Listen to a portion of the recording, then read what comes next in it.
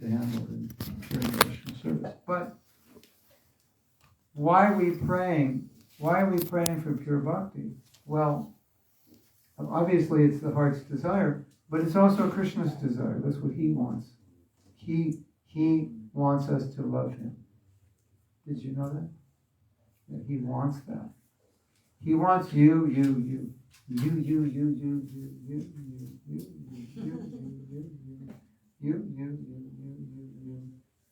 Me. Did I miss you? And them. He wants all of us to love him. And maybe you feel like, well, I've got things to work out in the material world, I'm still like I have a long way to go. This is a beautiful thought. We may feel that way. I have things to work out. But why would you keep Krishna waiting? It's like someone wants to marry you, and they're like, well, I'm not sure. There's other girls out there. Give me time. How does that woman feel? So, Krishna's saying, so we have Ras Leela. You're invited. Yeah, give me time to think about it. I wanted to do this in the material world. I haven't done it yet. If it fails, then I'll join Rasa Leela. And Krishna says, well, what if it succeeds? Then, you may have no time for Rasa Leela. Then Krishna may say, well, I'll make sure it fails. So we may not always desire pure bhakti, but Krishna has pure love for us, and he wants us to reciprocate. So a lot of times when we're chanting, we're praying, that's the mood. Krishna, I want to reciprocate. One of the meanings that the acaryas have given in the holy name is, please make me qualified to serve you. I want to be qualified to reciprocate with the love you're giving me. Hare Krishna, Hare Krishna. Krishna Krishna, Hare Hare, Hare Rama, Hare Rama. You love me so much, I don't love you. Please make me qualified. Please help me love you. That's the meaning, one of the meanings of please engage me in devotional service. Another thing that I think is so powerful is when you become Krishna conscious, when you start coming to Krishna consciousness, it's usually because you have some realization of Brahma Bhuvana Loka. The material world's not like the best place to be. It could be better somewhere else. Right? If you don't have at least a glimpse of that, why would you come to spiritual life? It'd just be a waste of time, right? Wasting my time. So, I've tried many things, and I sense something's missing. I'm a spiritual. Sometimes there's a sense I'm spirit soul, and I'm engaged with matter, and we can't even put it in those words, but we feel it. Like it doesn't work. It's like having salt, but it's not salt. Ever have that? I don't know. That happened to me once. It's not getting salty. Just keep putting in, and so the material life can be like that. You're just doing it, and there's no salt. It's like, what's wrong? This salt is not salty. So we have that sense, and so we come to this point in our life where we have a bit of a paradox, where we intellectually understand, because we've heard Bhagavad Gita, that I'm a servant and I should serve, but the conditioning is saying, enjoy, master, control it. And so you feel like we're caught, right? Have you had that experience? You're like, I know what I should do, but I don't always feel like doing it. That's called conditioned life. That you have to go through that stage while you're conditioned. It's unfortunate, but you ever try to learn something that you learned wrong?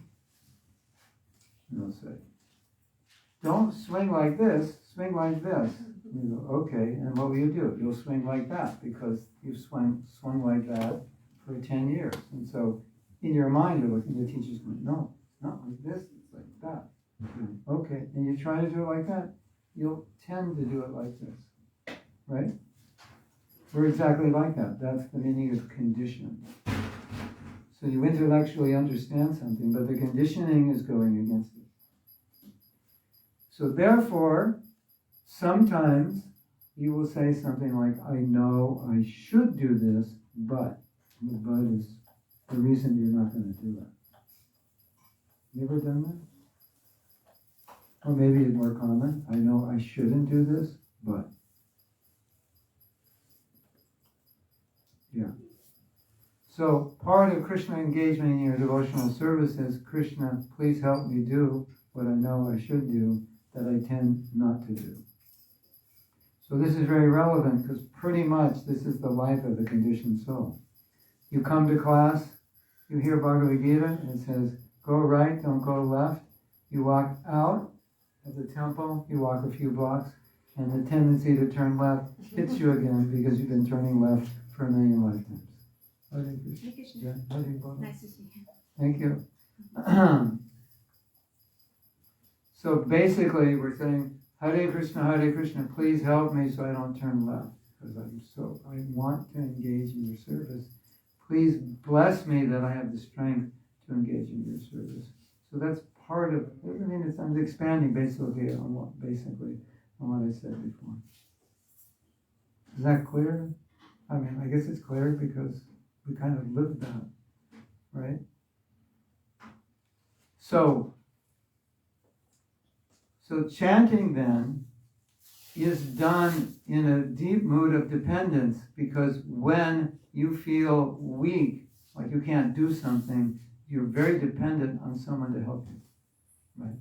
So let's say I want to start a business, and you know how to do it, and I don't. Now I'm dependent on you, because if I do it on my own, I'm just going to lose money. But if you help me, you know how to do business, it's going to work. But if you don't help me, I don't know how to do it. So Srila Bhaktisiddhanta Saraswati Thakur said that when Mahaprabhu says chant in a humble state of mind, the way we understand it, or one of the ways we understand that, is on my own, I can't become Krishna conscious. I don't have the strength. It's impossible. So I'm praying through the holy name, with the holy name, to the holy name.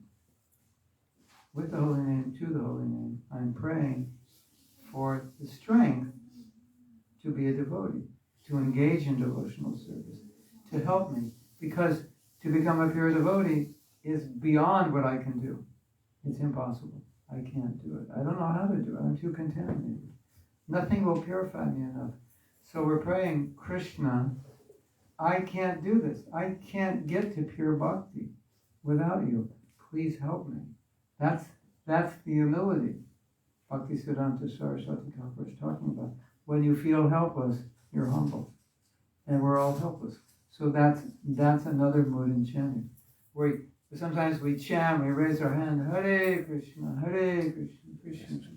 It's like we feel helpless, isn't it? You ever feel helpless when you're chanting? And we're just like, if you need paper and pen, it looks like it's arrived. Yes. Somebody wants paper, pen?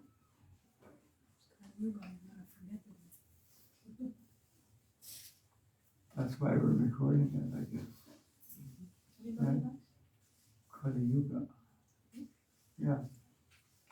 Actually, you'll remember all this because we're going to practice it.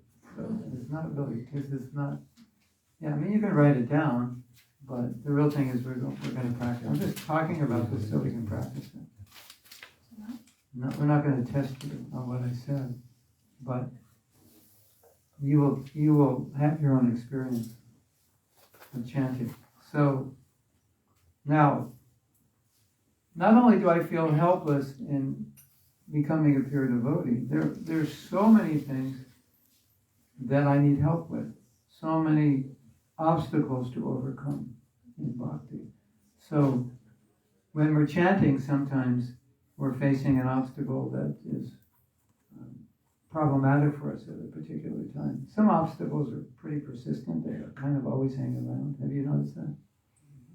You thought you got rid of it, you thought you put it in the dustbin, and somehow it jumped out of the dustbin 2 weeks later, it's knocking on your door, and I'm back. Ever had that experience? Yeah. It's really bad when it comes back 30 years later. You thought you had, actually chopped its head off, and it comes back in a new incarnation. So when we're praying for help, there's many things we could be praying for help. I don't have the power to overcome this. My own ego, my own anger, whatever it is, my lust, this desire, that, something that's getting in the way. So so the mood of chanting is total dependence. Krishna, I depend on you. I want to be placed in the internal potency. I depend on you. Now, yetam mam papajate. Krishna says, I reciprocate. Sometimes devotees say, why doesn't Krishna reciprocate? And I say, reciprocate with what? You have to give him something to reciprocate with, right? So, you're chanting, Krishna, please help me overcome blank, or please help me remain under the shelter of your spiritual energy. Please protect me from my temptation. You have to show him. And then Krishna switches your heart, your consciousness. He does his magic in a way you can't do it. And if you know anything about the 12-step program, that's how the 12-step program works. People come in with some addiction and they can't overcome it. And they discovered, when this 12-step program started, they discovered that the definition, I don't know if they discovered it, but the definition of addiction is you're doing something that's bad for you and you can't stop. So we're all addicted. It might be the phone, it might be potato chips, it might be some little thing, right? Time wasting, some of us are addicted to wasting time or doing some hobby that, it might be fun and nice, but we do too much of it, or maybe we don't even need to do it, So we all have addictions, And some of us are just addicted to thinking. Some people just, all they do is think about things. They don't do anything, they just think. Right? And everything becomes complicated, right? Because they think it out and dissect it. It's like, what did you do today, Prabhu? I did a lot of thinking today. Yeah. So, we need help, for sure. Yes. So, this is humility. And so the first step of the 12-step program is like, there is a power. You will need to tap into a power greater than you, because you have this addiction and you can't give it up on your own. You've tried. If you wouldn't be in the program if you gave it up. If you had the power to give it up, you wouldn't be there. You can't give it up. You go and the first or second step is, there's a power greater than you. You're powerless. There's a power greater than you. That's God. And you surrender to him, and he'll help you. And that's the most successful recovery program, as far as I know. And that's what it's based on. Isn't that interesting? Hare Krishna. Yeah, it is interesting. Isn't that interesting? Yes. Yeah, it is.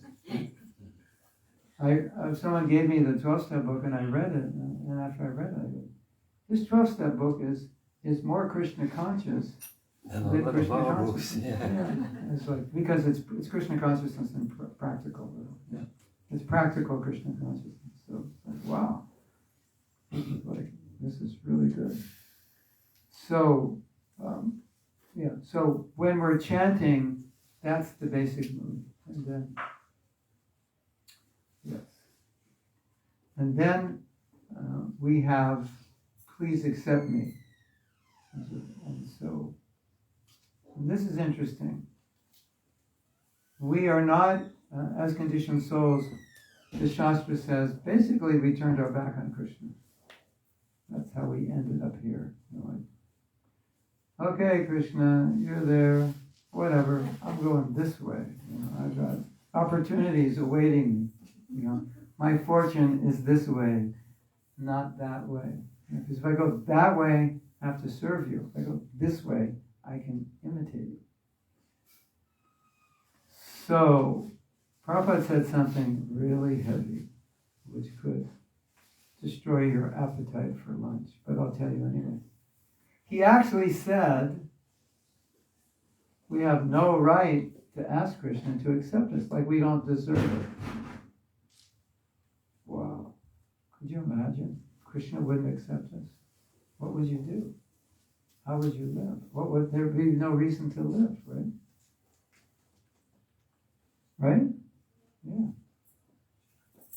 So we are approaching Krishna in this mood of I want to be accepted and I don't deserve it. I'm begging you, please accept me back in this relationship. And Prabhupada said, by the mercy of Guru, Krishna will accept you. By his pleading and begging, he will accept you. That's the power of Guru.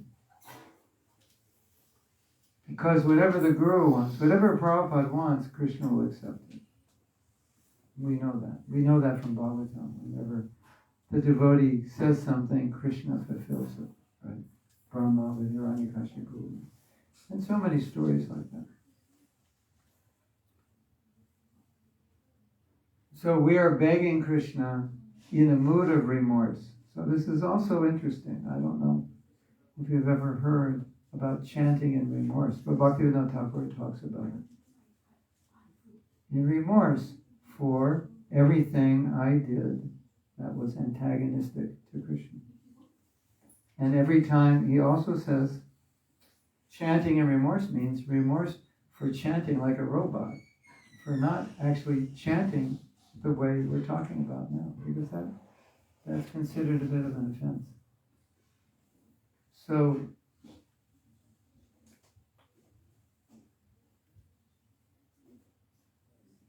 sometimes devotees think, the Catholics, they have this confession, we don't have it in Bhakti, but actually we do. We do have confession. It's part of the process. We just never established it in ISKCON. But you'll find it in Nectar of Devotion. Confession. Krishna, I turn my back on you, I'm a rascal. We feel guilty, and so we chant in that mood, Krishna. I just want a relationship with you. Please accept me in that relationship. It's without that relationship, there's no purpose to my existence. So that's part of it. You feel like that when you chant sometimes? Yeah. Yeah, you should feel that way all the time. I mean, that's what hopefully we can impregnate this mood. And maybe we can impregnate some samskars so that every time we do kirtan, like all this will just come up. This is what kirtan is. This is how we should feel. Of course, if you do kirtan a lot, you'll feel this way anyway, because it'll awaken. But if you can start with the proper mode, it's much better, because then you go deeper and deeper. And then the last one, which I put in my English translation of the holy name, which we're going to sing, is,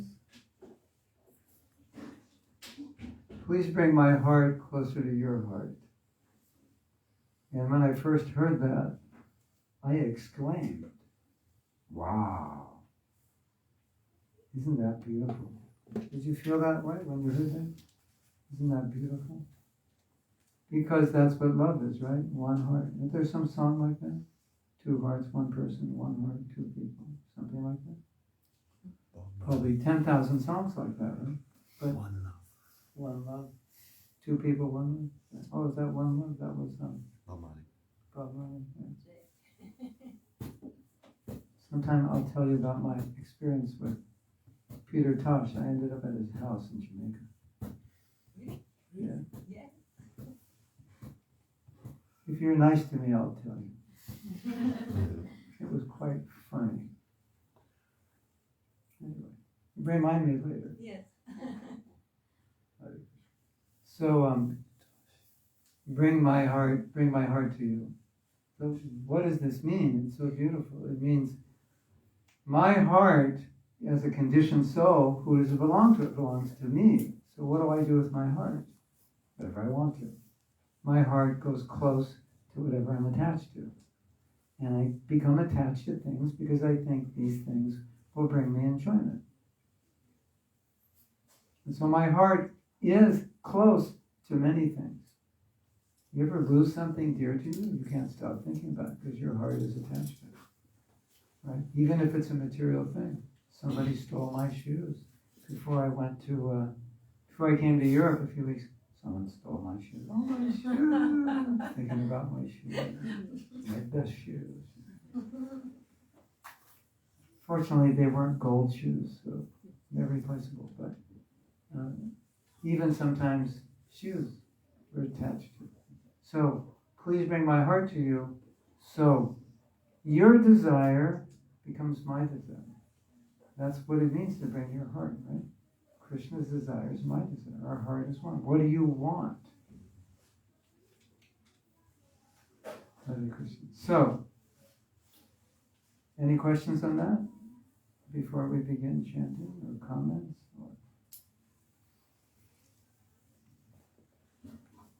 You all good? Hearts are open? All right. Sometimes I have a vision when I'm chanting. Sometimes I tell people, open your heart. And I visualize like the heart cracking open. You know? So like the holy name can get in and all the dirt can get out. Because it's got to be open, right? Because if it's closed, where's the dirt going to go? It'll just regurgitate. Right? Like a washing machine that doesn't let the water out or something. Right? So, Hare Krishna, open your heart, let the holy name in, let the dirt out. So, what happened a few weeks ago in Slovenia was amazing. Should I tell you what happened? Yes, why not? Okay. For no extra charge, I will tell you what happened. So we were up in the mountains, basically on the top of the mountains of Slovenia, in a retreat center in this wooden room for like 150 people, with windows around top of the mountain. We were doing a job for the retreat. And I don't know if it was the day we chanted 64 rounds, but I don't know what happened. I was thinking of, the Maha Mantra, Prabhupada's melody. Krishna, Hare Hare, that melody. And then he has Hare Krishna, Hare Krishna, Krishna Krishna, Hare Hare. So that was just going through my mind because I think this melody is underrated and overlooked. It's such a good melody for chanting. Hare Krishna, you're screaming out, Hare Krishna, like that. But then somehow or other I started Krishna, Hare Krishna, Krishna Krishna, Hare Hare. As a musician, I always have to change things around. So I changed it. Hare Krishna, Hare Krishna, Krishna Krishna, Hare Hare, Hare Rama, Hare Rama, Rama Rama, Hare Hare. I didn't do that in Germany, did I? I discovered it in Slovenia. And all of a sudden, it was like the holy names were just like, they were like, I don't know how to explain it. It was so easy to hear. It was so present and so relishable. And I couldn't stop chanting like that. And all the devotees, they got into it. And they couldn't stop chanting. And then I started thinking, Oh Radha, oh Krishna, please engage me in your service. Oh my friend, please accept me. Bring my heart closer to you. Spontaneously, I was just like, why not sing it in English? So we were going back and forth.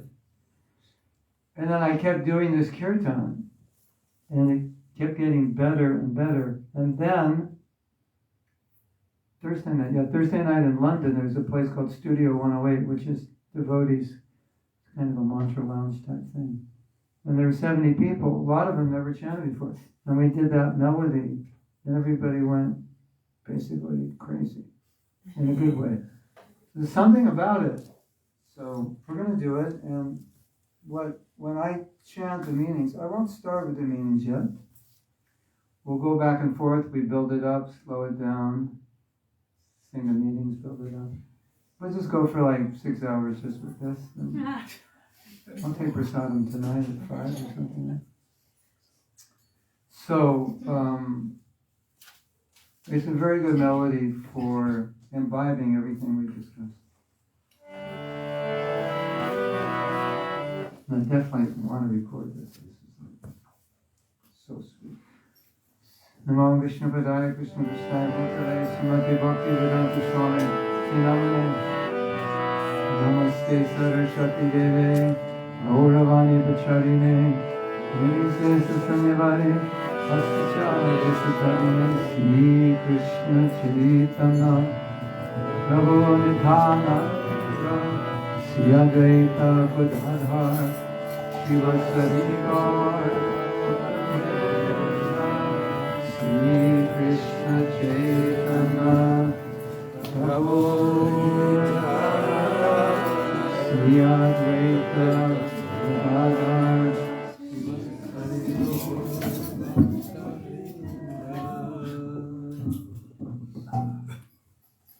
It's a light stand, not a mic stand, but whatever works. Hare Krishna,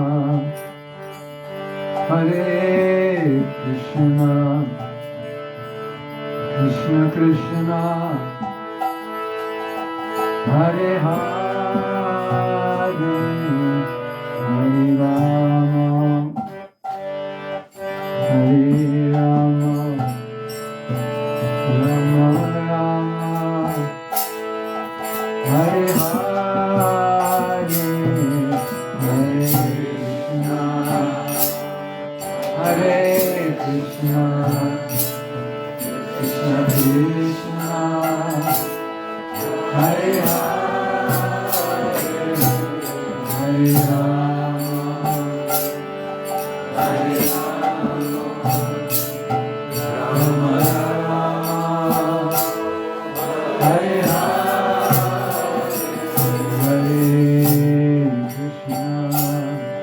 Hare Krishna, Krishna Krishna,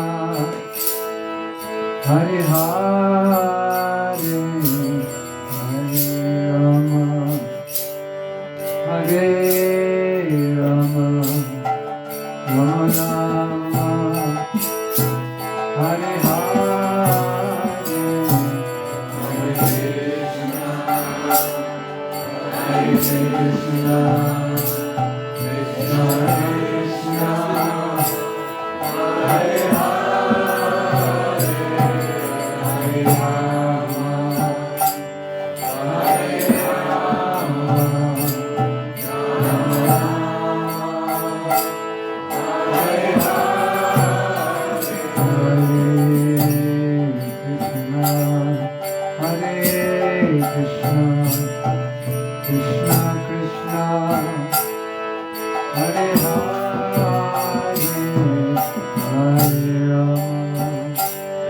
Hare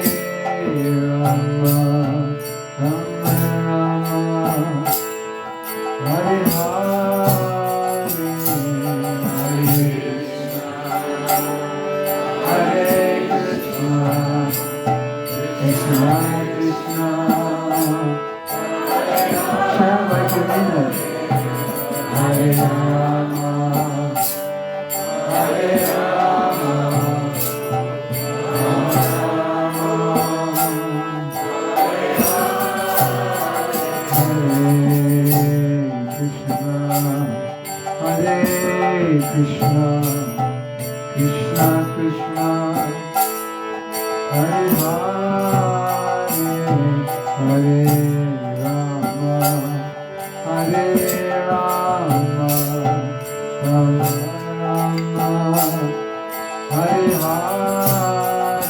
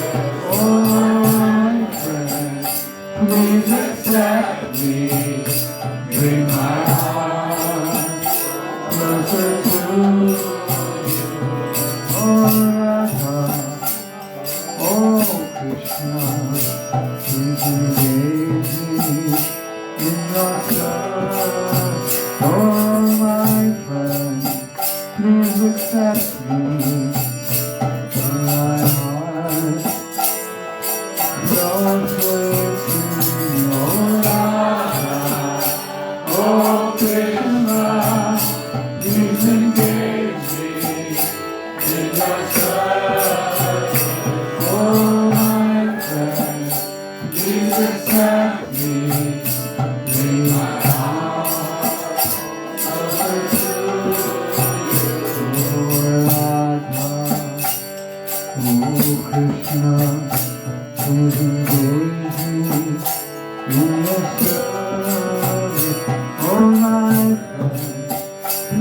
accept me in my heart.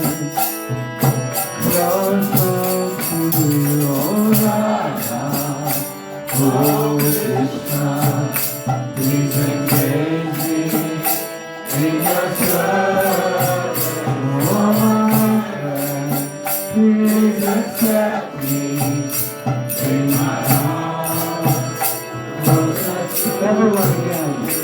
Oh Radha, oh Krishna, please engage me in your service. Oh my friend, please accept me. Bring my heart closer to you. One more time. Oh Radha, oh Krishna, please engage me in your service. Oh my friend, please accept me.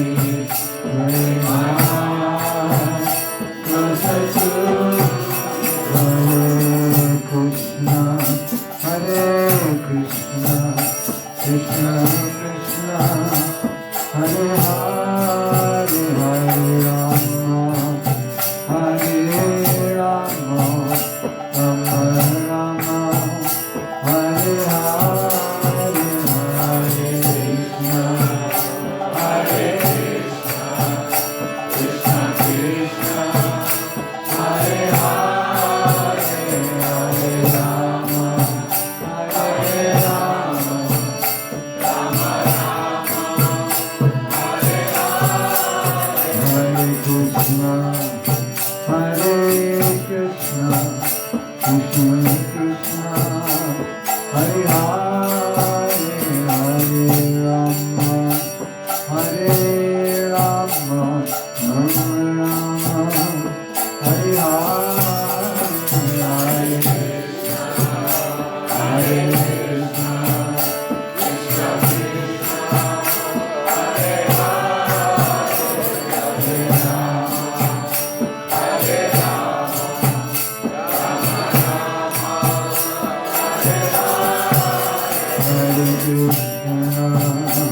Krishna, Krishna Krishna, Hare Hare, Hare Krishna, Hare Hare, Hare Rama, Hare Rama, Rama Rama, Hare Hare, Hare Krishna.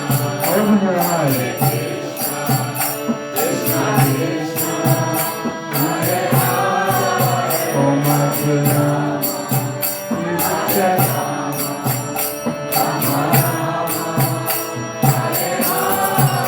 Hare Krishna, Hare Krishna, Krishna Krishna, Hare Hare, Hare Rama, Hare Rama, Rama Rama, Hare Hare, Hare Krishna, Hare Krishna, Krishna Krishna, Hare Hare, Hare Rama, Hare Rama, Rama Rama,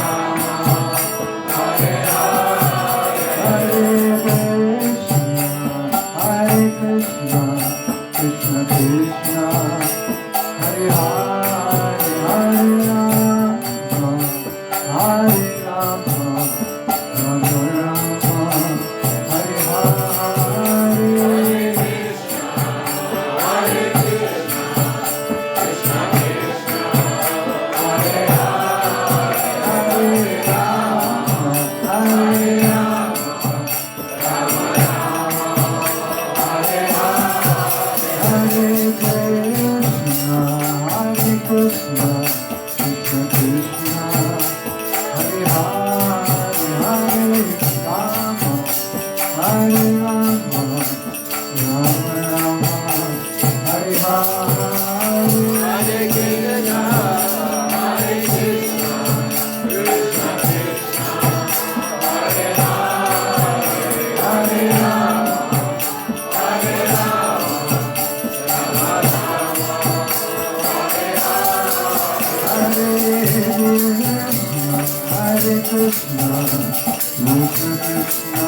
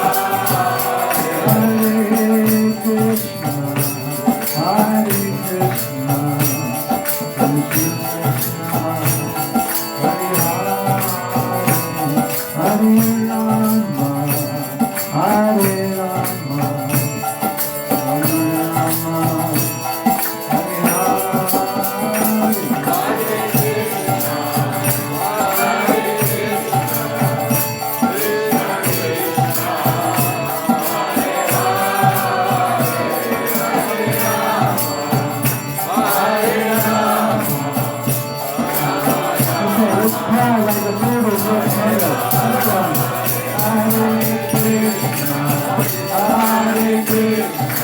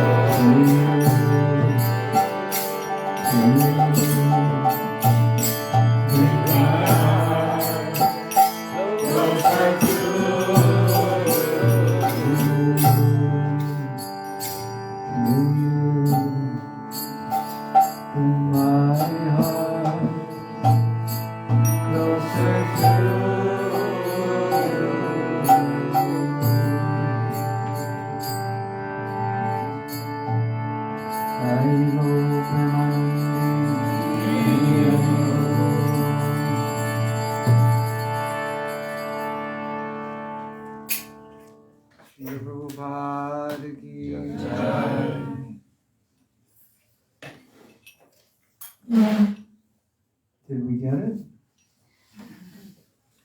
How do you feel? Hare Krishna. Before we go any further, it would be nice if we have some reflections if anyone wants to share anything that they experienced, or any question that came to mind, or any challenge. We could discuss it. Maybe that would help us go a little deeper into what we discussed before the kirtan. Maybe somebody's heart opened and it was wonderful. Maybe somebody's heart didn't open. They were pounding on the door and it wouldn't open. Whatever we can talk about. Anybody like to share anything?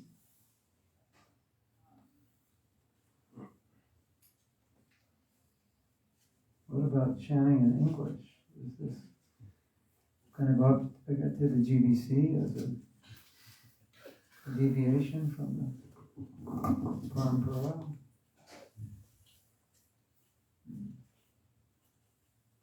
Does that help? Yes, yes.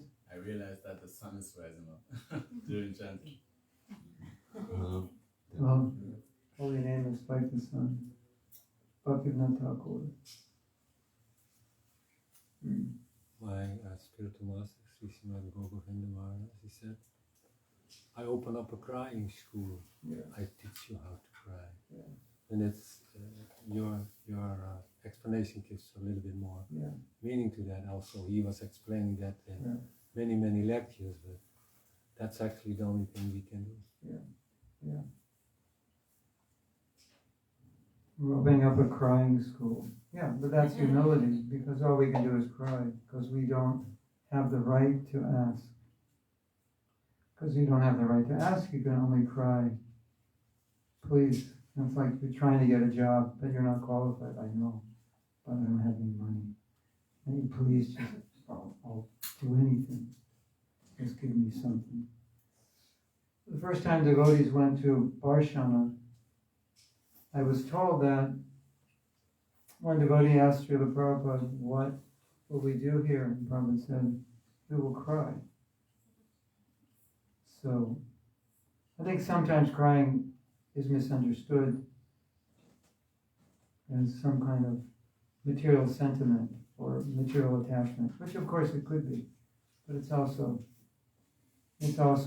a begging. Crying, as another word for crying, we could say is begging. I'm begging for mercy. If I don't get mercy, I have no other way to advance. So I'm begging. Krishna, Radha, give me the mercy. Through the holy name, give me your mercy. So we're crying, we're begging. That's how we approach the holy name. We once did a japa retreat, and he's no longer alive, but Purna Chandra Maharaj, he gave an example of begging. He said we should chant like the beggars we see in India. Sometimes you'll see a beggar, they're either lame or blind, and they're totally dependent on the generosity of people to live. If they don't get money, they will have no way to live. So sometimes he said you'll see them like this, just like making a face like, please, please, and have their hand up like that. Have you ever seen that? I mean, maybe some of them are just good actors. So. Apart from the good actors, I mean, some of them they have leprosy or they're blind, you can see it. Like this. You know, like desperate. Like, I'm desperate, I'm dependent on you. And so that is the mood of a devotee. But how do you become desperate? If you want to be Krishna conscious, you will be desperate for mercy. If you don't, how would you be desperate for it? Because you don't care. It's like you're not hungry, you don't want to eat. So the idea is that through our purification, the hunger to advance spiritually becomes stronger. And so as it becomes stronger, the crying becomes more intense. The more you want something, the more you don't get it, the more you cry for it. Right? And then we go back to that other point. Well, what if I don't want it enough? Then I have to cry. Same thing. To cry for a while. Devotees are saying, "What Maharaj, we don't feel to cry." He said, "Well, then you cry because you cannot cry." Yeah. Or cry that you're not crying. Exactly. I don't feel like crying. That's why you should cry, because you don't feel like crying. Yeah. What? Yes. Yeah, what I'm going to share now is kind of personal. Okay. It's that, over the course of chanting for a couple of years, I notice this, it's like a pendulum effect. Mm-hmm. So at some point I get into this honest feelings, but then chanting goes well, and then I start feeling proud. So I go through life feeling better than everybody else. Sattva guna, I got so much mercy, and then I lose it, and I feel bad, and at some point I start feeling better again, and I start feeling better than everybody. Oh, I'm so good, you're useless, and all these negative things, and lifestyle. It's interesting. It's happening. It's real. Yeah. You're not the only one that happens to. So don't worry. There's a lot we can learn from that, and Prabhupada actually talks about this. Because one devotee asked Prabhupada, because we want to become Krishna conscious and we want Krishna's mercy, why doesn't he just give us a whole bucket full?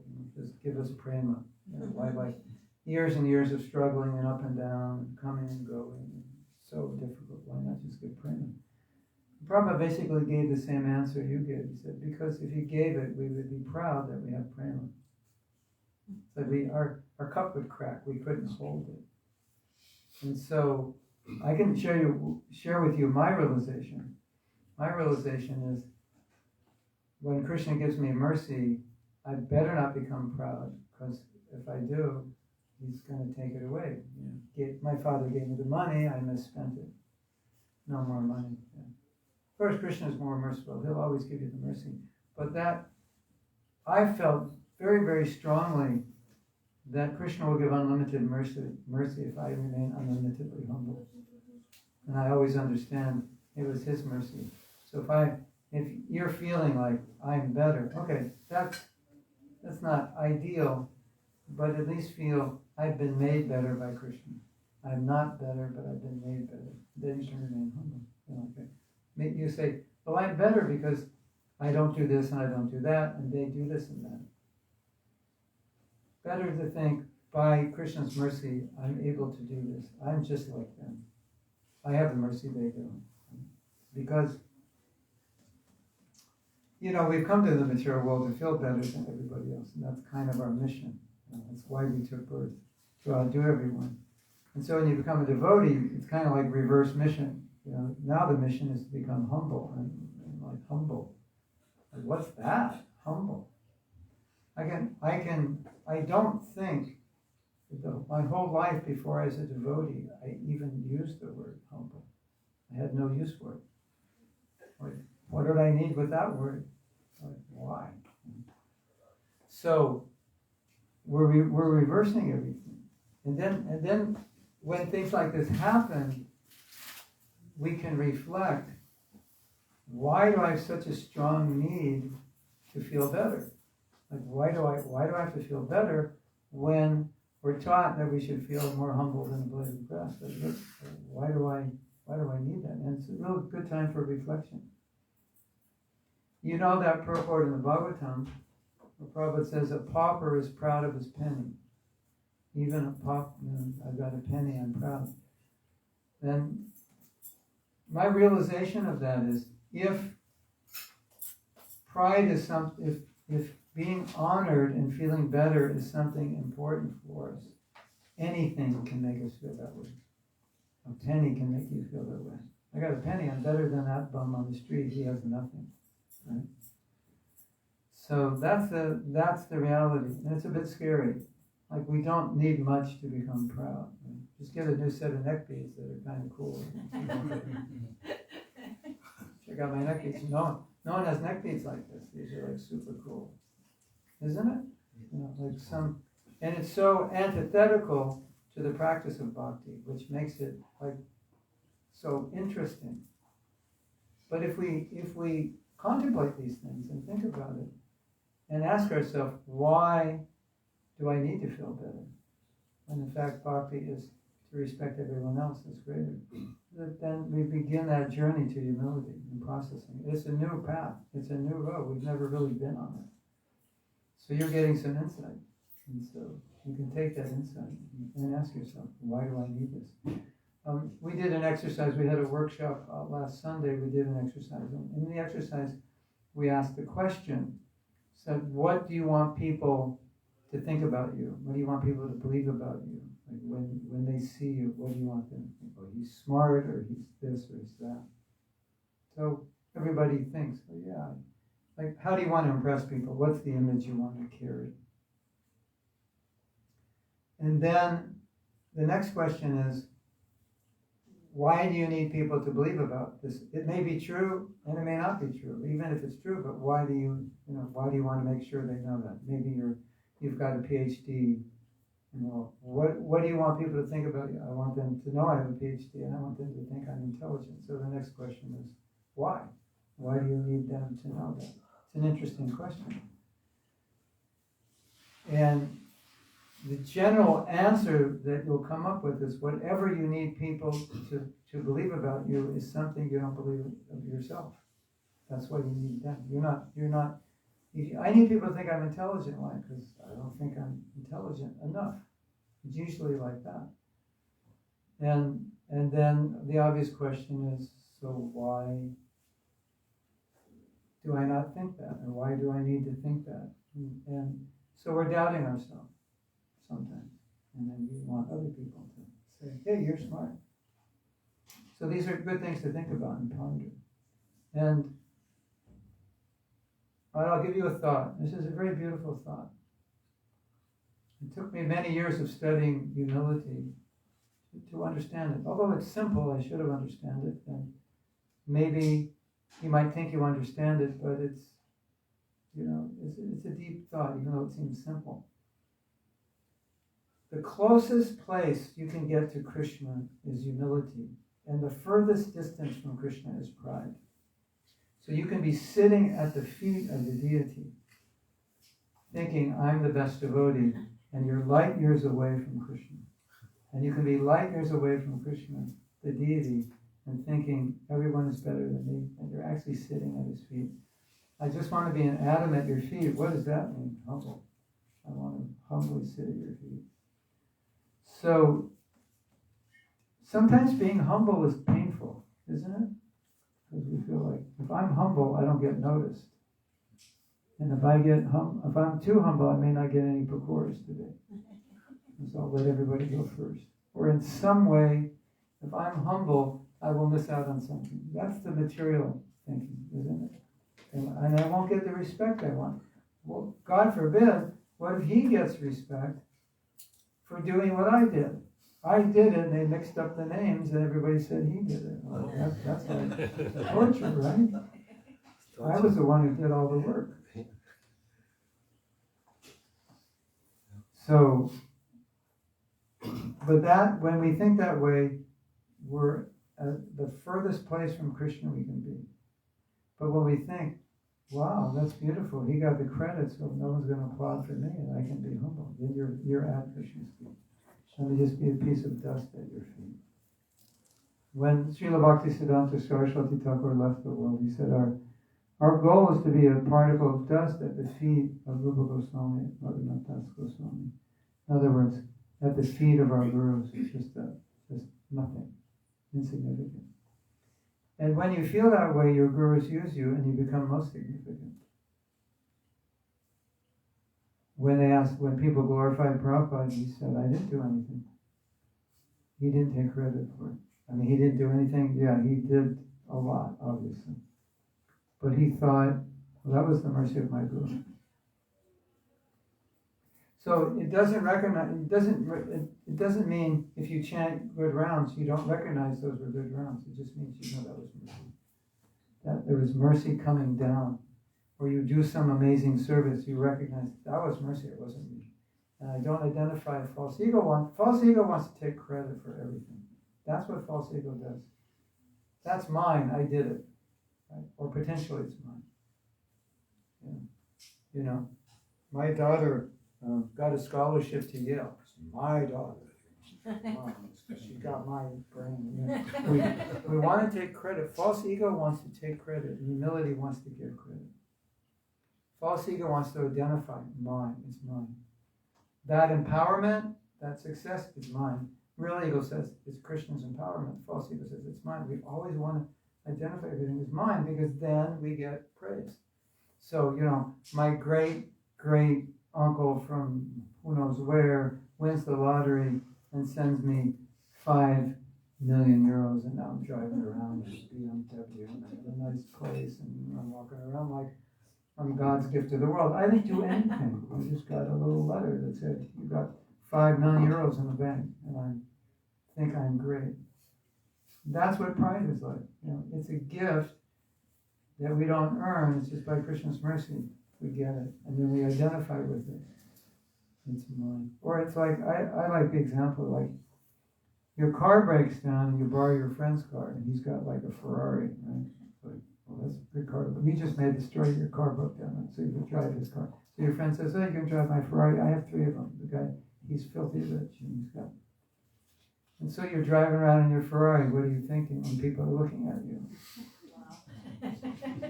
Who's that guy in the Ferrari? Isn't it? Would you think like that? Would you be tempted to think what people might think? I'm somebody special. Anyway, it's a strange example, but you know what I mean, right? You have someone else's car or wealth or power, and you pretend like it's yours. You get out of the Ferrari and look around, people looking at you. Who's that guy? They're all trying to figure out, is he a movie star, is he a rock star, an athlete, celebrity. So that's what it is. It's something given to us. So, just remember, false ego wants to identify its mind, and real ego wants to identify it as Krishna. This is Krishna's. Krishna gave it to me. And that's how you'll get more. Amanina manadena, we want to respect everybody.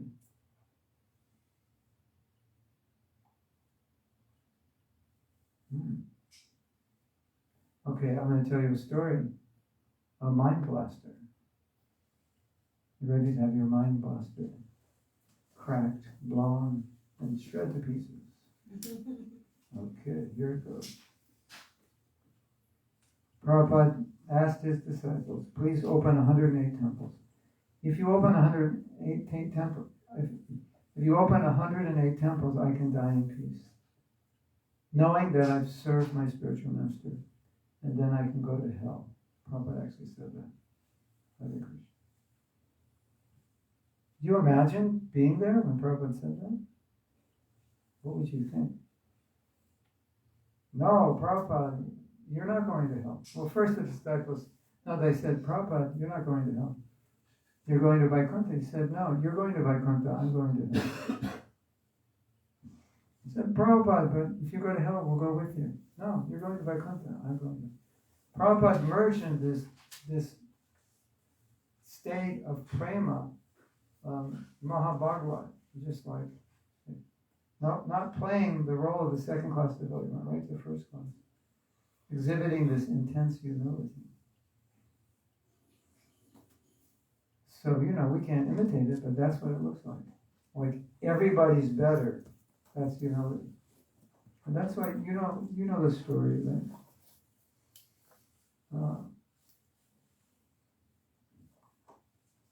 Duryodhana, you know the story. Duryodhana, find somebody better than you. He went out searching all day. He couldn't find anybody better than him.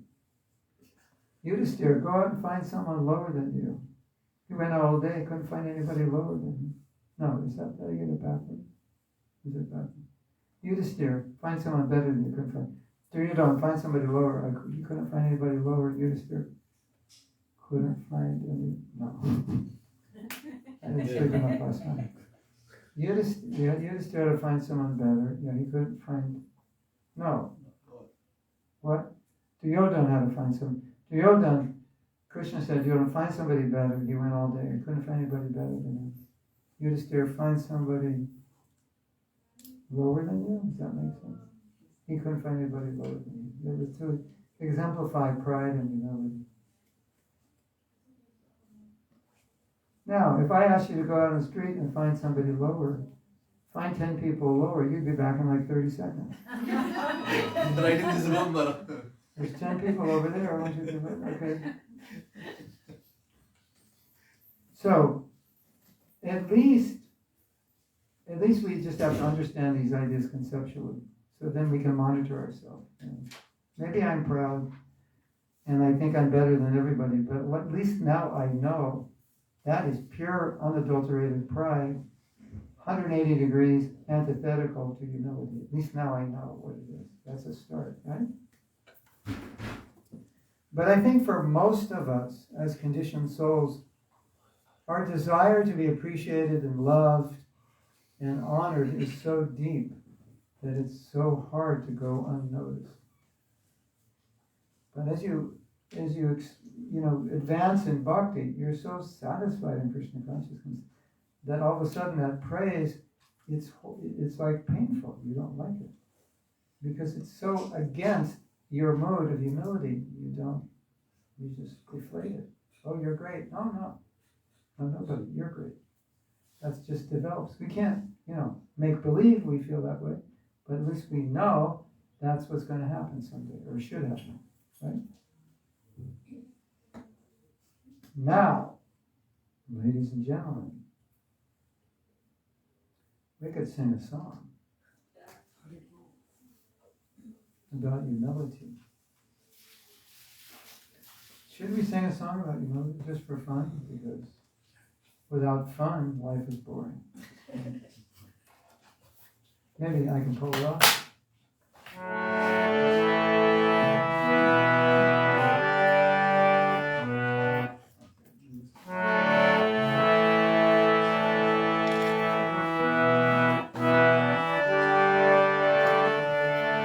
Lower than a blade of grass.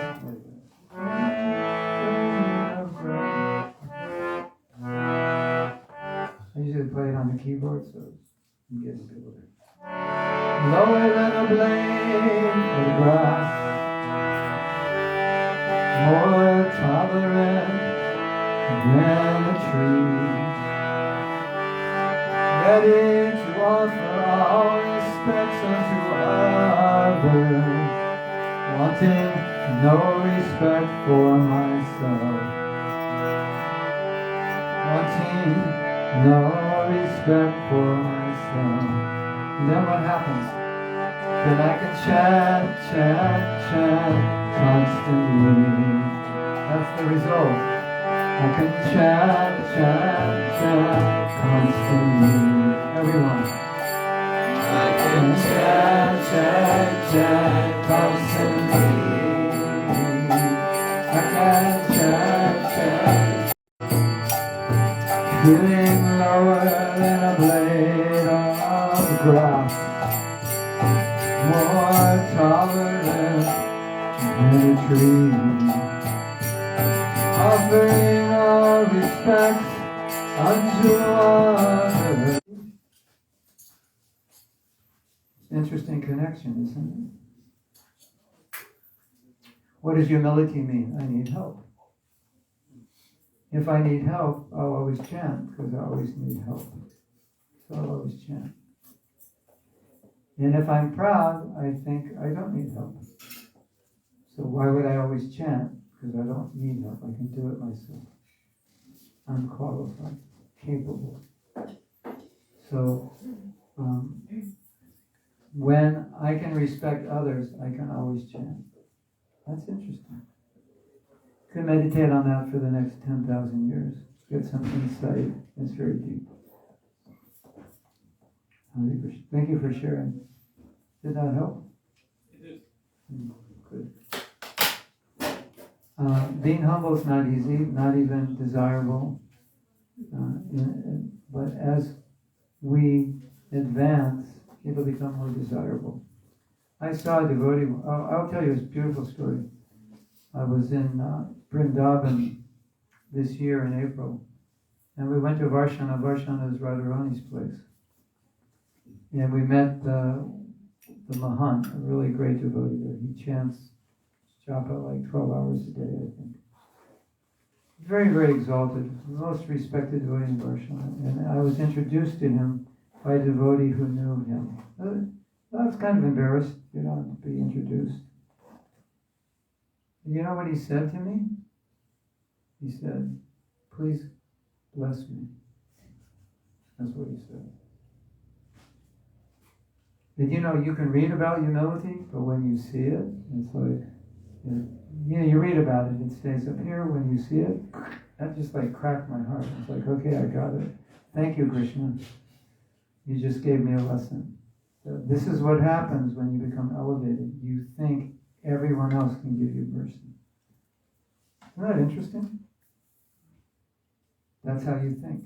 So it was really powerful for me to be there. It had a very purifying effect that I think talking about humility can't have. So just wanted to share that. Hare Krishna. Would anyone else like to share? We have a few minutes. Yes. Hare Krishna. Thank you so much. I think I was feeling in the car today morning that at times it's a little risky to expect, and the mind sort of goes, oh, if I aspire to become humble, the situations may come up in a way which perhaps are just too difficult to handle afterwards. Yeah. He was saying in the car that when we had the humility workshop, it was in America, it was in the US. We had, and he said that after that, I guess what you were saying is that, you had some desire to be humble, and Krishna fulfilled that desire Yes. by putting you in situations where you would be humiliated, perhaps, or corrected, severely chastised, or something. So, yeah. We need it. We need it. It's helpful. I think when things like that happen, I just think, Krishna, you are amazing. You actually care about me. And you know what I'm doing, and you know what I need. It's so personal. Rather than thinking, Krishna, why did you do that? It's too difficult, too rough. It's such a beautiful thought to think Krishna cares so much about me to humiliate me in this situation because I am so proud. I needed it so much. And you could even, you could think in a funny way, how did Krishna know? Or why did he care? Or, he's busy. He's so busy, but he took time to arrange for me to be humiliated, for my purification. So we can take it that way. What a friend he is. And he cares about me so much. Right? Before I kill myself, Krishna will save me from jumping off the cliff. Although he may pull me and it may hurt. But at least he didn't let me jump off the cliff. Wow. And he knew I was going to jump off. And he cared that much. Isn't that a beautiful thought? Like Krishna cared so much that he did that to sober me up. Rather than become upset. It's actually such a beautiful experience, isn't it? You ever think like that? Any realization you get, you can think that way. Like Krishna's given me some realization to help me in my bhakti. Like he cares about me. He actually exists and cares. Like, sometimes you get realizations which they're crystal clear. I should go left, not right. And I was going right. And Krishna's so kind. And he makes it so clear. You have very strong intuition. You have just clarity on every level. How did he know? Why did he waste his time on me? Every time you get some insight or some inspiration, you can think, Krishna is amazing. He cares. Right?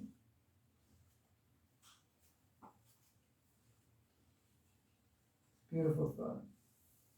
Hare Krishna. Yes? Krishna Prabhu. Hare Krishna. Thank you for your appreciation. Maybe you can tell something about reciprocating Krishna to us. How do you really do it? Because I'm emotional and I do not really want to make confession, and I have all this desire. So how do you really do it? Because I always think Krishna's in my heart. He knows everything. Right. Yeah. Well, that's a good point. I think a lot of us think like that. Like, why do I have to tell him? Because he already knows.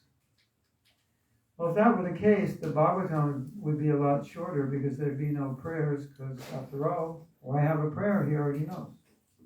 So, like Krishna shows up at your house and then you don't say anything. And Krishna says, well, like, you're going to say something? And you say, no, you already know everything. Prayer is a process. It's a natural, it's kind of a glorification. And from my own experience, when you verbalize something, it intensifies it. In a marriage, let's say you do something for your husband or you do something for your wife and they appreciate it, but they don't tell you. And then, say, I worked so hard to do this, you didn't say anything. No, I was like, I appreciate it so much. Thank you for doing it. Well, why didn't you tell me? I was just feeling the appreciation. It's frustrating. So Krishna wants to hear it. It intensifies the desire you have, whatever it is you're expressing is intensified. So it's helpful for you and it's helpful for him. And therefore we have one of the devotional processes of praying, which is not silent prayer. So you will experience it. If you have a desire and you verbalize that to Krishna, you will see that desire intensify. And you will feel more connected to Krishna. That's true in life, people also. You know, when you express something to somebody, it intensifies that expression. When you verbalize anything, it intensifies. You know, it's like if you don't like something and you say, I hate this, you'll hate it more by saying that. It intensifies. I love this. You'll love it more by saying it. So prayers are. I was just reading a story about. What story was it? It was Brahmastra was being thrown. And who was it? I forget. Brahmastra was being thrown. I think it was Arjuna. He did. Anyway, Brahmastra was being thrown. He went to Krishna. Like, Brahmastra's being thrown. Hurry up! You know, he offered prayers for like 3 minutes.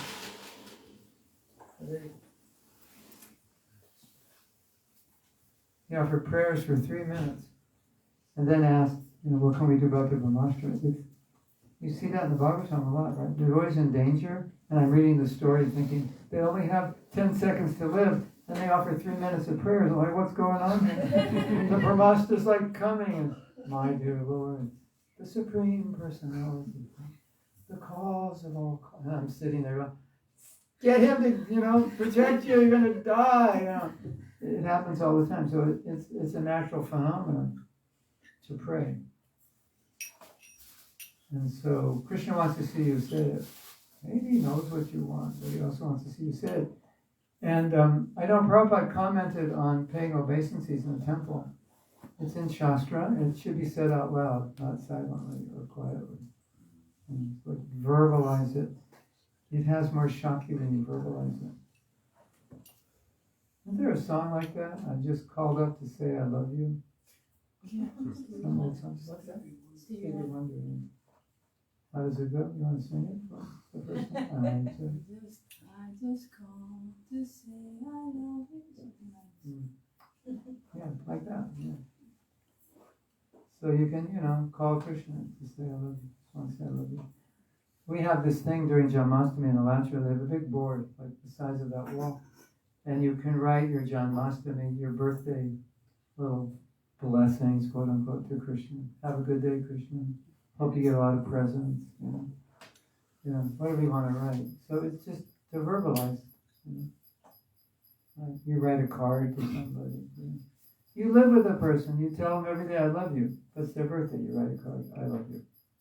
So it's just part of it. Right? That's a good question. I've also thought about it because I taught a course on prayer here in Den Haag years ago. And then naturally came up, like why pray when Krishna knows. I also teach devotees, if there's something negative, don't speak it, because it gains energy by speaking it. You got a negative in your mind, it's bad enough, right? And it's going in. Get rid of it in your mind, but when you start speaking it, you're empowering it. So both negative and positive are empowered by your words. It's just the way it works. Energized. Right? You're working on something. It's so hard. I hate this. I don't want to do it. So now you hate it 10 times more. And it's 10 times harder. Right? Or if you say, difficulties for Krishna. Krishna's mercy. I get to do something difficult. And prove my devotion. It's different. Right? Yes. Yet still, it's such a relief that when you are plagued by, we have the tendency to hide our the stuff that we. Oh yeah, right. Just to express it. But expressing it that sounds like paradoxal. It's like you shouldn't. I guess it depends how you express it. But yeah. you should express stuff. Sometimes. In a therapeutic way, sometimes. Yeah. But you also have to know that it might be therapeutic for you, but not the people you live with. You know, all the curse words and everything, banging the wall, and like, oh, I feel so much better now. And they're like, you know, throwing you out the window. So, anyway, it's true. What you said is true in some cases. For some, you don't want to suppress it, but sometimes it just makes it worse because you're reinforcing your frustration. So you have to see. And also, there's also healthy and unhealthy ways of expressing emotion. Yeah. Hare Krishna. What else? Anybody want to share? Yes. What I appreciated that was that some time ago, or from time to time, I ask Krishna, or ask Srimati Radharani, or Gopis, or mostly them, to show that they love me, so I can be more inclined to place my love in their direction, and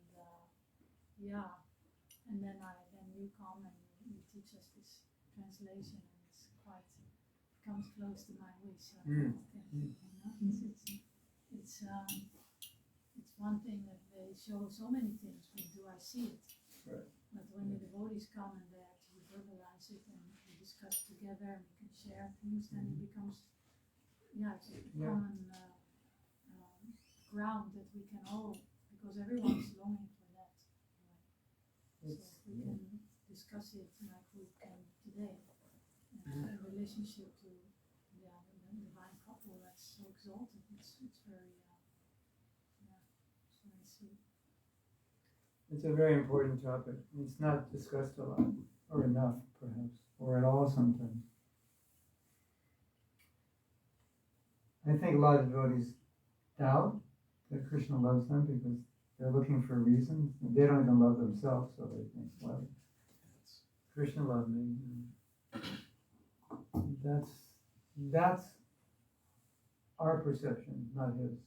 So we have to look at it from his view, not from our view.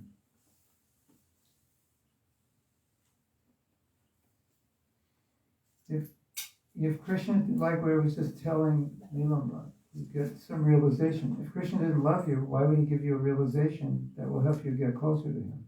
He doesn't love you. He'll just forget you, to the dogs with you. I'm not interested in you. You can chant Hare Krishna, but it's not going to work on you. If he didn't love us, why did he empower the holy name with prema in the Kali Yuga, like the prema of the residents of Vrindavan? If he didn't love us, why did he inspire Prabhupada to come? Why did the 6 Goswamis? If he didn't love us, why did all his associates come? And so Chaitanya. If he didn't love us, why did he speak Bhagavad Gita? Why did he do his leelas? There's unlimited evidence. But because of our own nature, we think, no, who would love me? I turn my back. If he can love Jagai Mada, he can love you. Like we say, even Osama bin Laden's mother loved him. Even Hitler's mother loved him. They're the worst of people. They can be loved by somebody. So it's material thinking that Krishna doesn't love us. For sure, material thinking. And if you contemplate this with spiritual intelligence, not material logic and intelligence, or through your own emotional difficulties, and just accept that he loves me, it makes your Krishna consciousness so much easier. So much easier. Because now it's a game. Like Radha and Krishna, they compete who loves one another the most. Now you compete with Krishna. Say, Krishna, you love me? I'll love you more. I'll love you back more. So a lot of times when I have to do austerity, I just think, oh, good. Now I'm competing. This helps in my competition with Krishna. I can show him I love him, rather than thinking this is difficult. I don't like to do it. I think, oh, good, austerity. chance to show Krishna, I love him. I get, payback. I have to pay back. So if I do some sacrifice, I can pay back. Do some, fast today or whatever, stay up late, do some preaching. You don't feel well, you do some service. Well, payback time. So opportunities, right? And if you know Krishna loves you, it's easier to love yourself because, how could I not love myself if he loves me? That's not fair. You ever really like someone who doesn't like themselves, and you're desperate to get them to like themselves because you like them and you don't like to see them suffering? But the more you tell them you like them, the less they believe you, and it's really frustrating.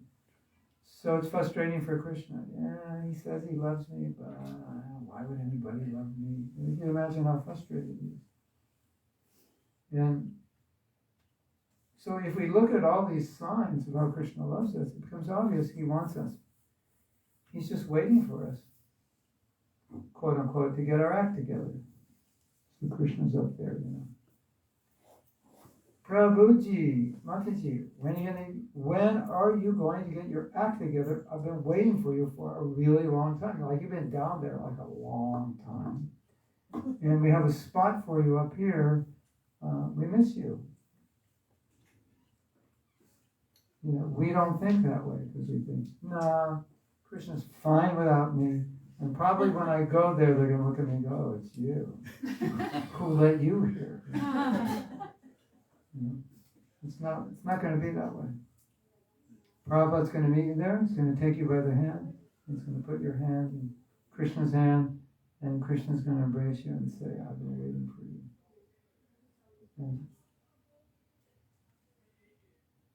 Bhakti's going to write a song called I've Been Waiting for You. Right? Maybe you already did.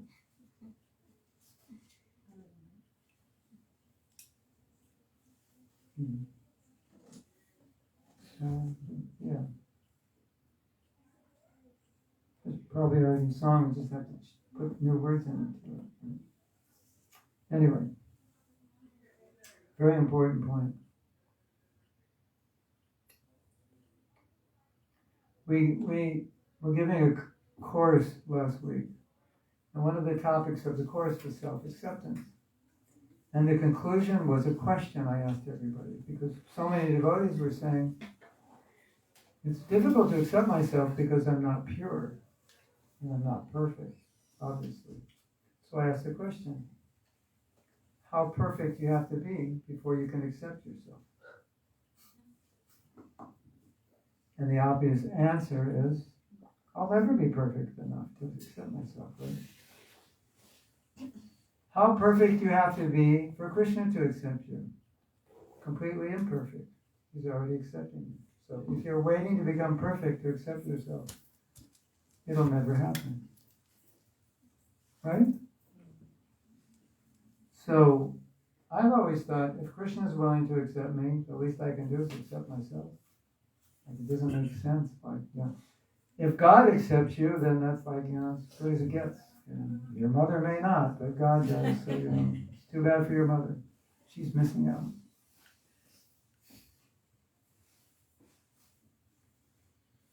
Perfect. What? All A's, straight A's. You got to have 3 PhDs, and then Krishna will accept you. I don't think so. It doesn't work that way. You got to make 1 million. How about 10 million? How about 50 million? 100 million? Then you can accept yourself. No.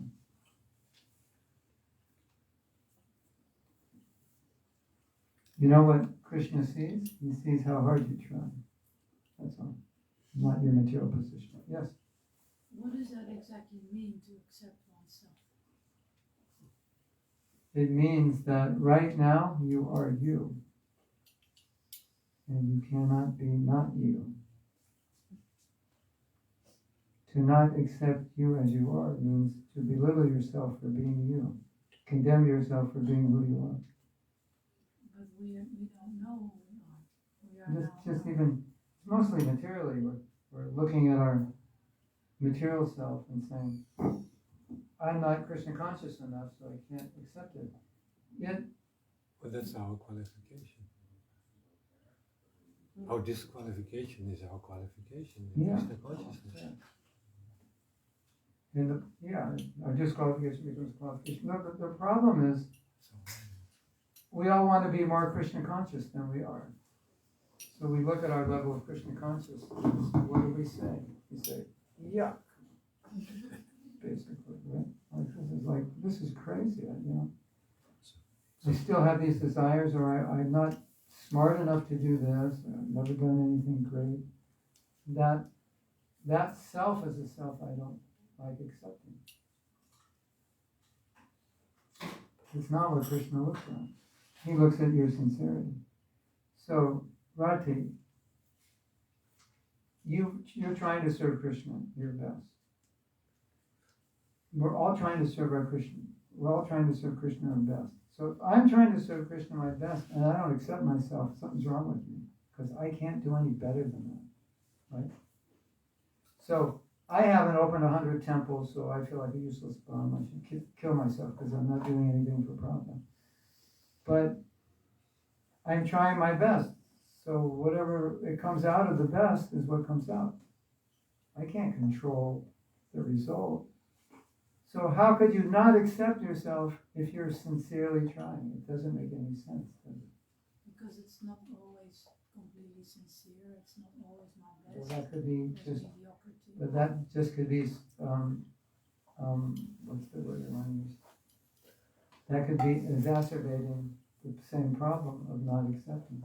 Then Means continuing. I'll never be perfect. Yeah, intensifying the problem. I'll never be perfect. But it just intensifies it that when will you be sincere enough to accept yourself? When will you try hard enough to accept yourself? So, maybe never. But then, according to my conditioning, according to who I am, I'm doing pretty good. Human limitations. Yeah, with considering my limitations and all that's said and done, I'm doing pretty good. That's the self-acceptance. But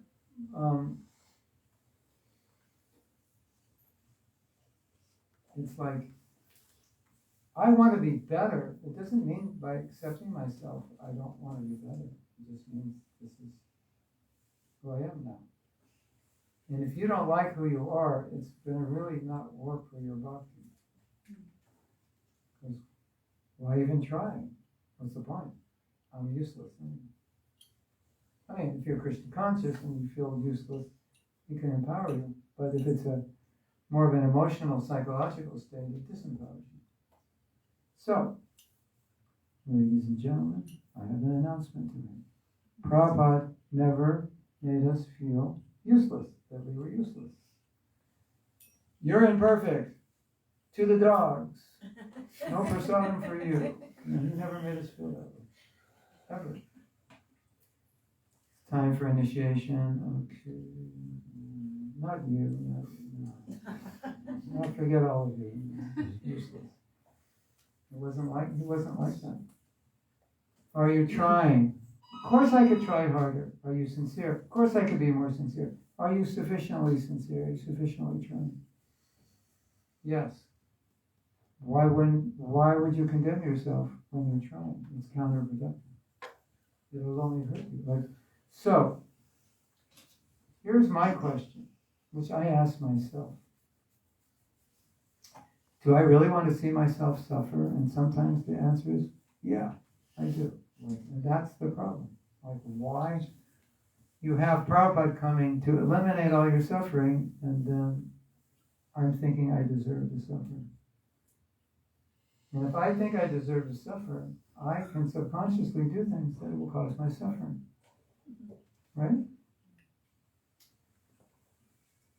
I think some devotees would be much more Krishna conscious if they love themselves more. Because I think subconsciously they almost want to create suffering for themselves.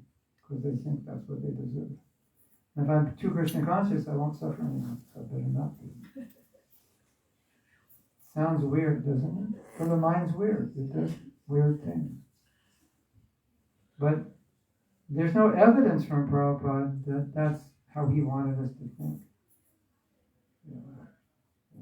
go down in a cave and just meditate on suffering. Chant Hare Krishna and get depressed. We were gonna make a video and show different devotees in different emotional states while they're chanting, and they'll have t-shirts. Chant Hare Krishna and feel depressed. Chant Hare Krishna and feel sleepy. And they'll be sleeping, then you'll see their t-shirt. Chant, someone's chanting and they're really agitated. Chant Hare Krishna and be agitated. They have different t-shirts. Quite funny. So I think it's important to know that Prabhupada didn't actually want us to think this way and feel this way. He wanted us to feel Krishna's love. He wanted us to be self-accepting in the mood of improving. Okay, I'm not perfect, but like, what else is new? I'm not perfect. Either you, either she, who is? It's not a problem. Just be sincere. So, Bhakti, my realization was the lack of self-acceptance is somewhere inside of us. We have this switch on. It's like self-hatred switch. Like I deserve to suffer. If we just turn that switch off, self-acceptance it's just kind of normal. It's somehow, I've fallen short. I didn't chant my rounds for 1 year. I should go to the hell where people don't chant japa. When you start chanting, they'll stop you or something. They'll hang you with japa beads. It's like we have all these too many Catholics joining ISKCON and too many Baptists or something. Yeah. Hello.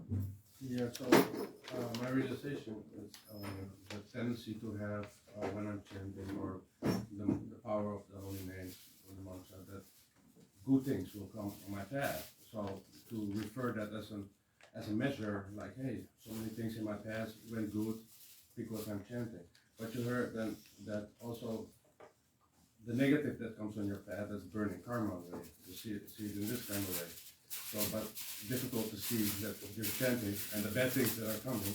So you're not meditating on those things.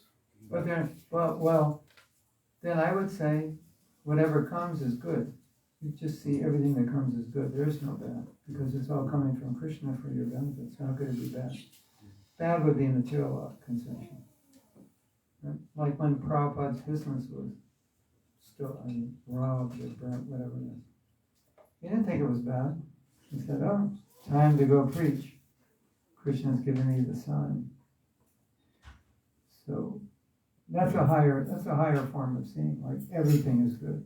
Like Bhakti when he kept this cancer, the last period before he left his body, he said, I've had never a better time than this time. Yeah. Although he was, his body was eaten away by the cancer. That's also very difficult with you think maybe when I too serious and then I will get this kind of a test at the end. Yeah, that's true. Can I come? But if we are convinced that Krishna's relationship with us is only based on love, then we'll feel that pain as love. Like I'm so attached to my body. At the end of my life, Krishna put me in so much pain that it's going to be such a relief to leave it. I just want to leave my body.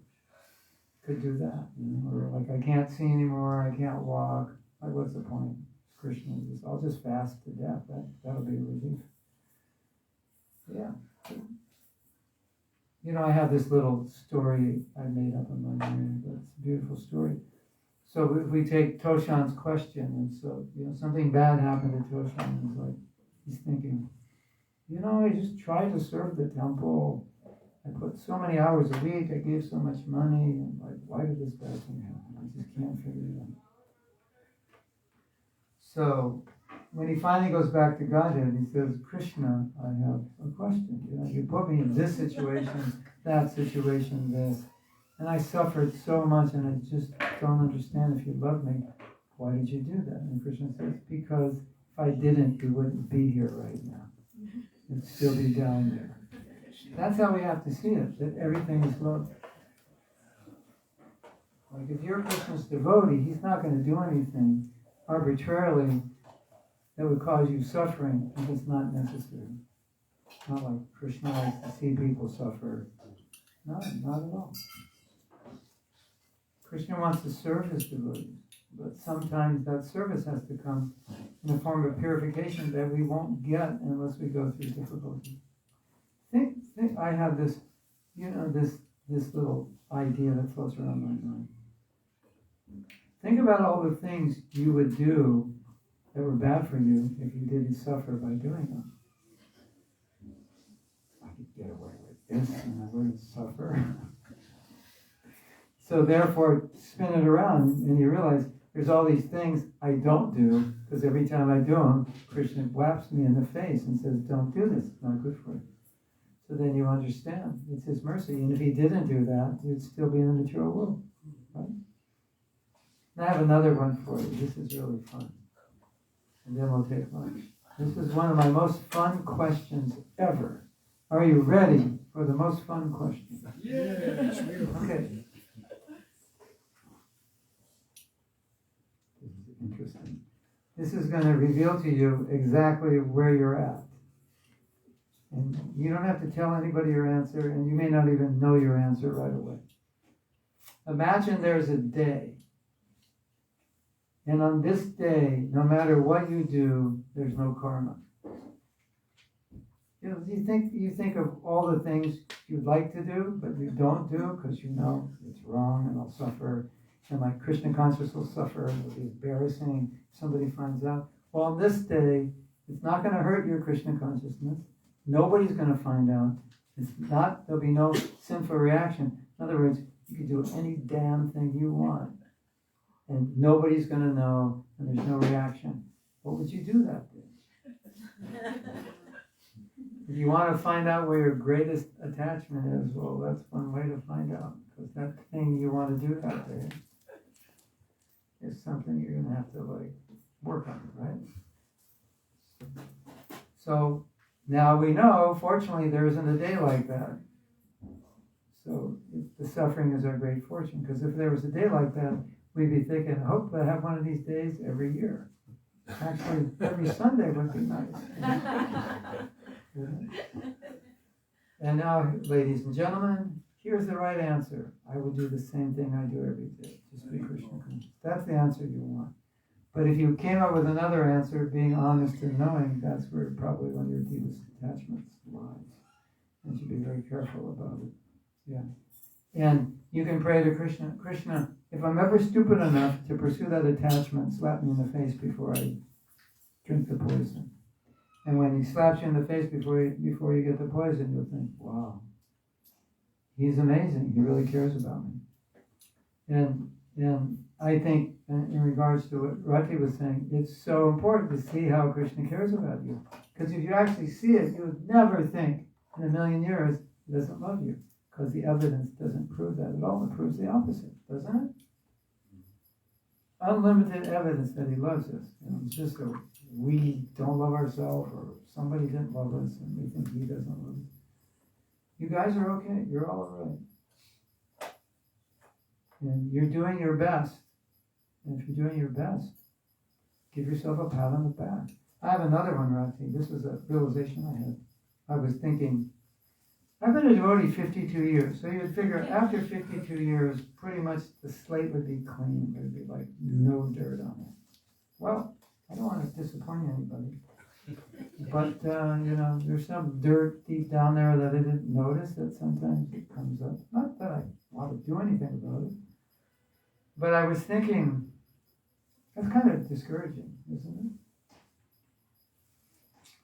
And then I told myself, but in spite of that, you're still a devotee and you never gave into it. So that's really good.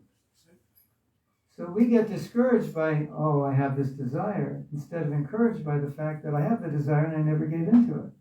Right? Give yourself a pat on the back. You're still here. Despite all your craziness, you're still here. That's a different way of seeing the same reality. Right? So we can tend to see things in a way that discourages us or encourages us. After all these years, you're still here. I became a devotee when I was 19, straight out of the craziest place in California. hippieville, basically. I don't know, that's not what they called it, but then, you know, is it difficult to be celibate when you're 19 Yes. and hippie? It's difficult to be celibate when you're 70 and not a hippie. Yeah, it's always difficult, right? Somehow or other, I'm still here. Pat on the back. You know, ready to go again. Was it easy? No. Of course not.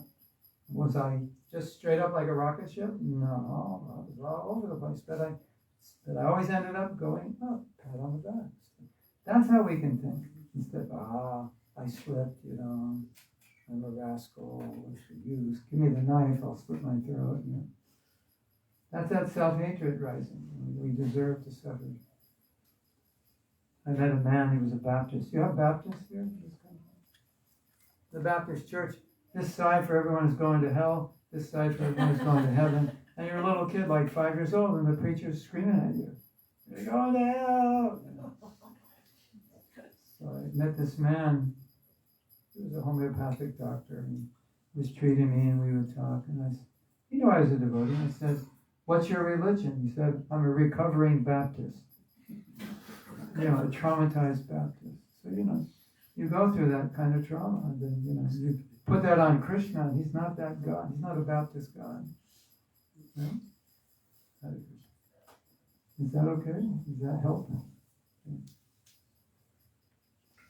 The last thing about acceptance, Rati, that I was thinking, which is kind of interesting. If you analyze the word acceptance, you know, so I can't accept myself, or I can't accept that this happened. One way of looking at it is, you are who you are, so how could you not accept it? Because it's a reality. It's not rejectable, it just is. You know, I can't accept that last week this devotee said it. Well, you don't have a choice now, it already happened. So that's another way of looking at it, you know, of acceptance. You can just kind of dissipate the idea that I can't accept it. We understand, we mean I don't approve of it, and it's disturbing. But as far as accepting it, we really don't have much of a choice because it's history. So one woman said, forgiveness means to give up all hope for a better past. So, you know, any of you still hoping for a better past? I just can't accept it. 28 years ago, on this day, so-and-so did this, right? Prabhu, there's no question of accepting its history. You know, it's already in the history books. You're not accepting it, doesn't erase it from those pages. So that's also, you know, that's also helpful way of thinking. I wish I were different. I wish I were better. I wish I were this or that. So should I hate myself? No. I'm okay. I'm still a devotee. That's amazing, isn't it? I'm not stupid enough to give it up. That's a good thing to accept, isn't it? What do you like about yourself? That you met Prabhupada and you didn't run away. That's pretty cool. Give yourself a pat on the back for that one. That's a big one. You read Prabhupada's book and you read another one and you did what he said. That's pretty good. You should like yourself for that, shouldn't you? Don't you think? I think so. Okay, everyone, before we take lunch, give yourself 2 pats on each shoulder. And 1 big hug. Okay, we're doing good. One thing we do in our japa retreats, we talk about self-acceptance and self-love as a requisite for good japa. Because I noticed when the I don't care button is on, you don't care what your japa is like. When you I do care button is on, you care what your japa is like. Have you noticed that? Ever chanted bad japa? That's because your I don't care button's on. If you go to I care, your japa automatically gets better. Isn't that interesting? Like people think Mahatma is like New Age psychology, you know, it's not in Shastra, you know. But it's just the reality, yes.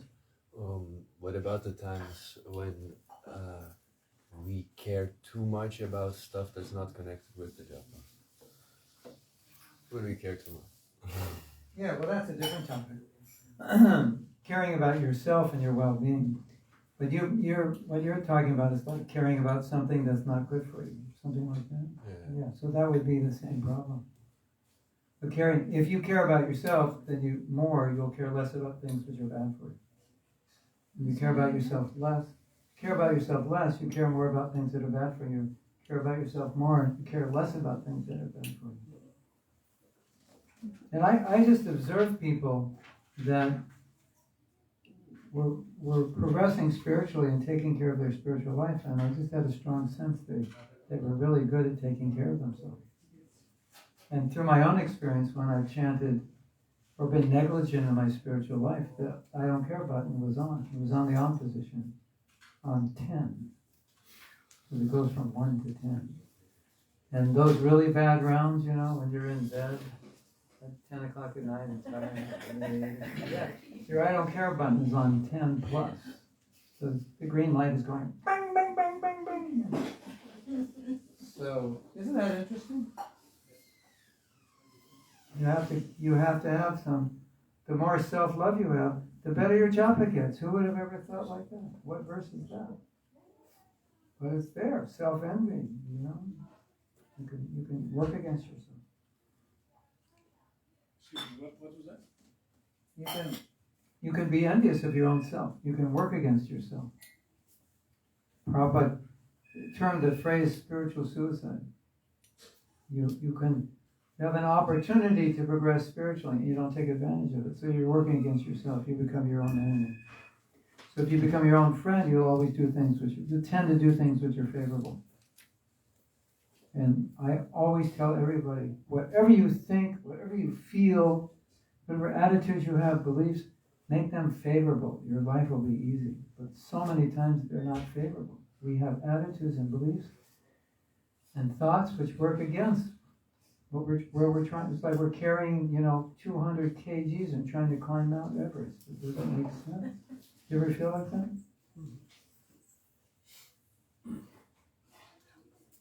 Prabhu, my mind's bothering me. Why are you letting your mind bother you? Just put it in another gear. Turn on some favorable thoughts. You can do it. Believe me, you can do it. Even if you think you can't, you can. And then everything becomes easy. So simple.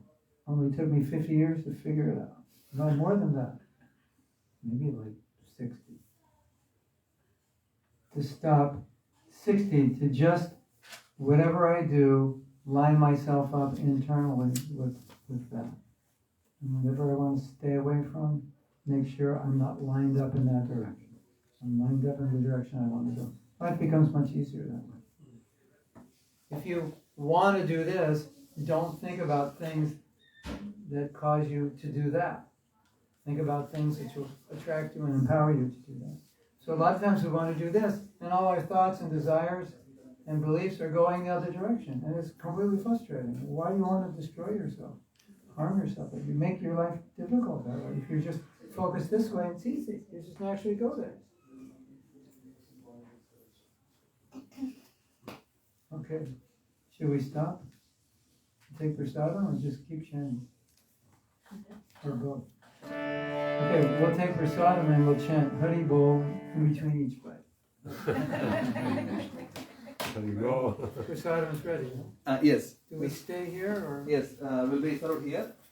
Just before we break for prasadam, quick announcements. We have all of His Grace Mahatma Prabhu's books outside on the table. If you would like to go deeper in your japa or your relationships or whatever, practical bhakti, books are there. There are also some paraphernalia. If you would like the t-shirts, also. We only have women's sizes today, but we'll get more. We'll be getting more. Hopefully Monday at the latest. There are USB sticks with different courses, I believe, right? And music. Yeah. So if you like any of those things, please go and contact Toshan. We have boat kirtan in the evening after this workshop at 5 o'clock. Not sure how many of you are joining. 6 o'clock? That's what it said on the poster. Workshop for 6. 5. Yeah, it's 1 hour to go, and then yes, 6 to 8. Right. And then tomorrow It's not a public program for everybody, but only for youths in the morning at Den Haag. So if you fall in the category of unmarried and 15 to 30 years age, please come and join us. Evening, 4 o'clock, temple program What here. happens if you're married? You're not a youth anymore? Yeah, family. So, evening 4 o'clock, Sunday feast here. Monday evening program at Toshin Krishna Prabhu's home in Lelystad. So that's a home program. And we'll be installing a couple of different Gauritai deities. If you want to join, please keep myself or Toshin Krishna informed. Tuesday evening in Nordviker House, we have a farm event. It's a farm community there, and there is a hall. So there is a workshop on relationships and communication, and how to deal with people within community of devotees, outside, and things like that. And so that's again, please, if you want, contact, let us know. Wednesday evening is a home program again at Bhakti Paula's place in Amsterdam. That's 10 minutes away from here. Wednesday noon, right? What time? No? 3 o'clock. That's Harinam from Central? Yes. Central Station. From the world holy name because. Yeah. Toshin, Prabhu lives on Thursday or Friday? Sorry? Tickets back on Thursday or Friday? Thursday. Thursday. I leave on Thursday. What time? My phone's there. Okay, so until Wednesday evening we have programs. So Wednesday evening, yeah. That's the last I'll see you is Wednesday evening. And then, What's the Wednesday evening program? yeah, so all the address and everything are there in the pamphlets outside. So you can get to know if you would like to participate. Wednesdays, Harinam. And then follow Yes. 3 o'clock Harinam, then evening is a program. Yes. How long you stay? I wish longer, but we go tomorrow. Oh. But maybe I come Wednesday. Maybe. How far is it? 250. You drove Come- that already 4 weeks ago. Yeah, With Krishna. 200, 3 hours. 3 Okay. hours. Thank you so much. Thank you so much. Srila Prabhupada ki Jai. jai. His Grace Mahatma Prabhu ki jai. Krishna. Prasadam will be served here, so please don't get, if you want you can get up and go to the restroom, but we'll be giving in plates here, prepared plates, just to reduce the complexity. Hare Krishna. Go in lines or something? Or Yeah, you can sit however you like. You just give Hare Rama,